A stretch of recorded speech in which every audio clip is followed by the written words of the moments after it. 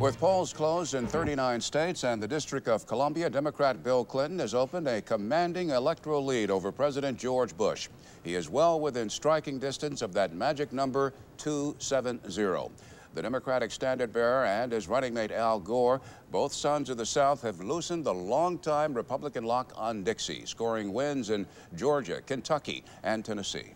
Well, and in the East, the plum states of New York, New Jersey, Pennsylvania, they've tumbled into the Clinton column. The Democratic duo has also triumphed in New Hampshire and Vermont, both traditionally GOP turf. 4 years ago, George Bush rode to victory with a 40-state win. At the moment, he's scrambling for states. The incumbent's biggest electoral takes to this hour, Virginia and Dan Quayle's home state of Indiana. Florida and Texas Republican must-wins in virtually every scenario remain up in the air. And according to exit polls from across the country, people are casting their ballots based primarily on pocketbook concerns. Now to the South and Bonnie Anderson. It's been a night of very tight races in the South, but right now we are able to call Wyche Fowler the winner in the Georgia Senate race. The freshman senator defeated Paul Coverdell, the former Peace Corps director, a race that drew extremely close in the final weeks after Coverdell publicized statements Fowler made years ago that he bounced checks at the House bank. And as we reported just moments ago, the suspense is over in the South Carolina Senate race. Ernest Hollings has defeated Tommy Hartnett. The 26-year incumbent had been targeted by the GOP since he voted against the Gulf War. It was an extremely hotly contested race. Now, there is still a very close Senate race up for grabs at this hour. We do have some vote counts, but our exit poll data suggests these races are still too close to call. In the North Carolina Senate race, the battle continues between incumbent Terry Sanford and Locke Faircloth. This is seen as a GOP takeover possibility. Now, going into tonight, the South had 5 black members of Congress. That number has already doubled among the black candidates who've won. James Clyburn in South Carolina's 6th congressional district. He becomes South Carolina's first black congressman this century. And in Georgia's 11th congressional district, Cynthia McKinney wins in a new black majority district that stretches 250 miles and is 60% black. Other winners tonight.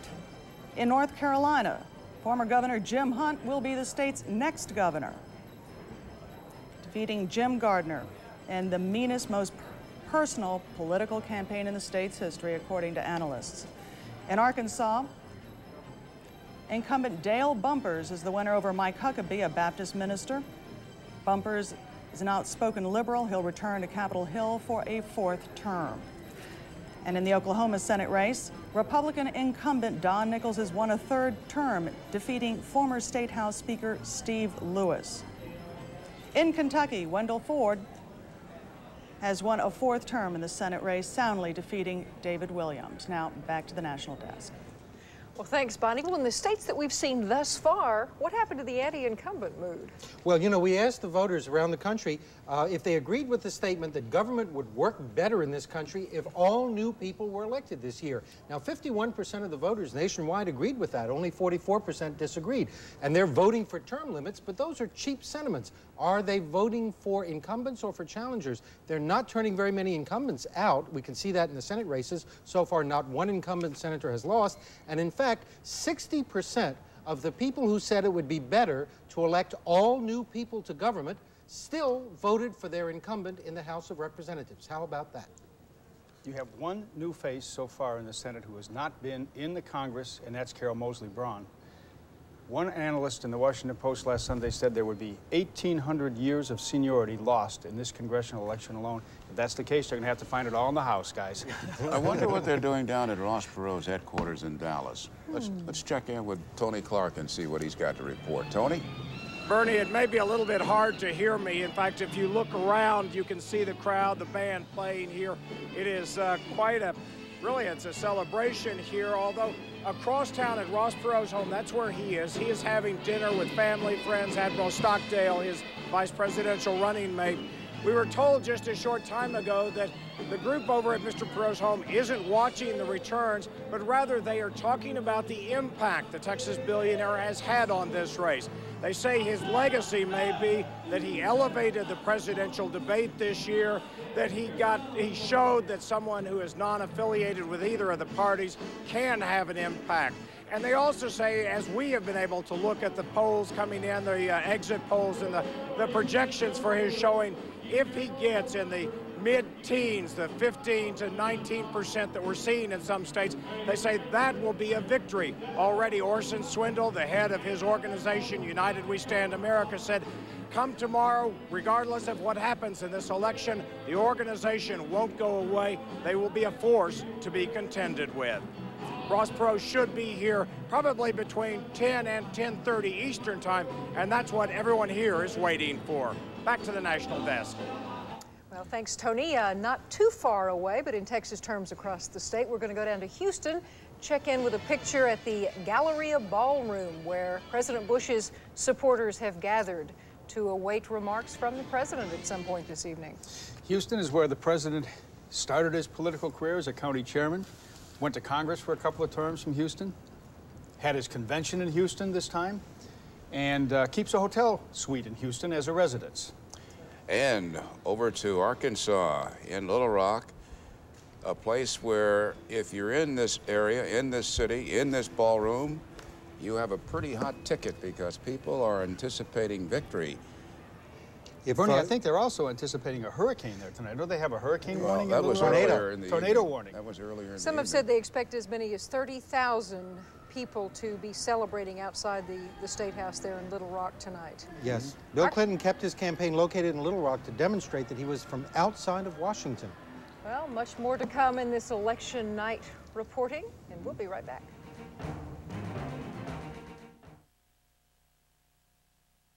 CNN's election coverage is brought to you in part by the new Dodge, a division of the Chrysler Corporation. It has a 10-cylinder, 400-horsepower engine and seats up to 7.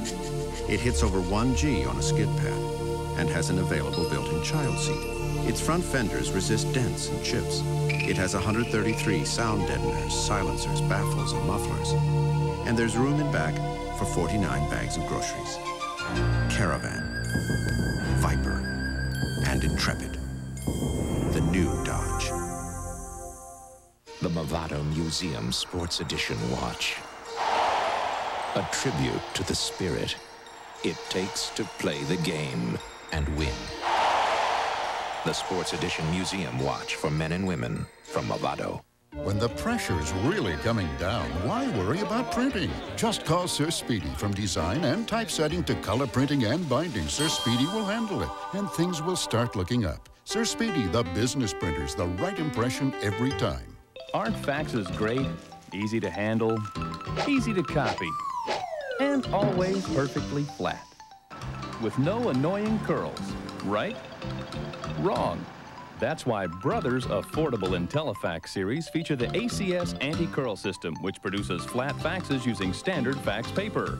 Brother Intellifax series also include ThermaPlus, the fax paper that looks and feels like plain paper. Get the fax straight with Brother Intellifax.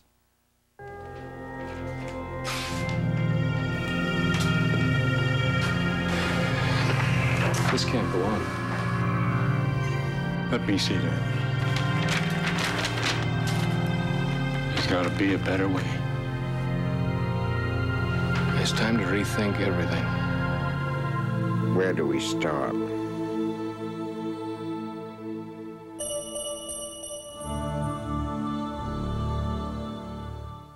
The legendary watch dial, exhibited in distinguished museums around the world, is the design inspiration for the Movado Museum collection of watches. Movado, the museum watch.